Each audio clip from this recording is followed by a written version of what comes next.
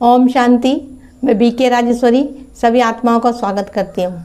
आज मैं आप सबको बताऊंगी कि भगवान तक अपनी बातें कैसे पहुँचाए। देखिए, आप सबको आसानी होगी समझने में कि जैसे कि हम फ़ोन पे बात करते हैं कि चाहे हमारा रिश्तेदार कितनी भी दूर हो, चाहे देश में हो चाहे विदेश में हो, हम फ़ोन के ज़रिए उससे बात करते हैं।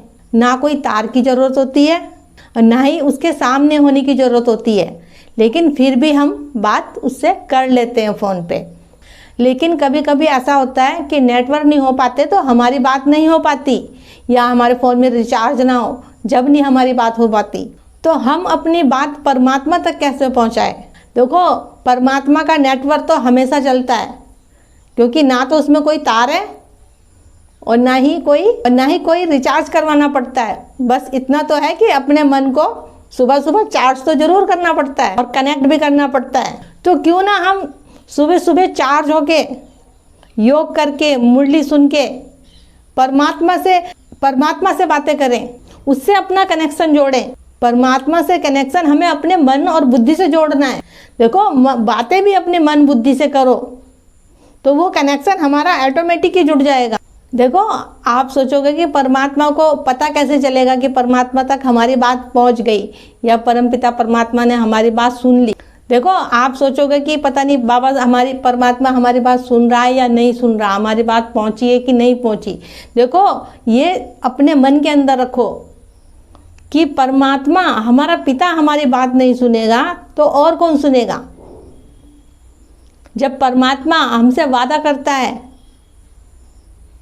तो बस अपने मन के अंदर ये निश्चय रखो कि हमारी बात पहुंच गई और बाबा ने हमारी बात सुन ली, क्योंकि वो भगवान है, वो सृष्टि को चलाने वाला है, हमें बनाने वाला है। वो बस बातें आपकी सच्ची हो, स्वार्थ ना हो उस बातों में, तो वो बात परमात्मा तक जरूर पहुंच जाएगी। देखो, वो बातें परमात्मा तक पहुंच जाएगी और उसका हमें मैसेज भी मिलता है, लेकिन उसके लिए हमारी बुद्धि एकदम क्लीन होनी चाहिए, स्वच्छ होनी चाहिए, जो कि हम बाबा की बातों को समझ पाए कि हाँ, मेरी बात परमात्मा ने सुन ली। कभी ऐसा होता है कि हम किसी बात को लेके बाबा से बात करते हैं, वो काम हमारा नहीं होता तो हमें ऐसा लगता है कि बाबा ने शायद हमारी बात सुनी नहीं। लेकिन कभी कभी ऐसा हो जाता है कि देर तो हो जाती है लेकिन वो काम हो जाता है। लेकिन बच्चे उस समय फिर मन के अंदर विचार चलने लगते हैं, पता नहीं बाबा ने सुनी या नहीं सुनी बात। तो ऐसा ना करो, परमात्मा पे निश्चय रखो, उस पर विश्वास रखो। अगर परमात्मा ने हमारा हाथ पकड़ा है, हमने परमात्मा का हाथ पकड़ा है, तो निश्चय तो पूरा भरपूर होना चाहिए ना। मन डगमगाना नहीं चाहिए कि सुनी कि नहीं सुनी। हमने तो पहुंचा दी, पता नहीं परमात्मा ने सुनी नहीं सुनी। भले परमात्मा के कान ना हो, लेकिन वो सुनता सबकी है, क्योंकि परमात्मा को तो शरीर ही नहीं है। लेकिन इसीलिए तो कहती हूँ, परमात्मा हमारी भावनाएं देखता है, क्योंकि परमात्मा तो एक एनर्जी है। अगर निस्वार्थ आप कोई भी काम करोगे, परमात्मा से कोई भी बात करोगे, निस्वार्थ होगी, तो उस तक जरूर पहुंचेगी परमात्मा तक। तो वो कार्य भी आपका जरूर पूरा होगा, उसमें आपको सफलता जरूर मिलेगी। जहाँ निश्चय है वहाँ विजय तो जरूर हुई पड़ेगी।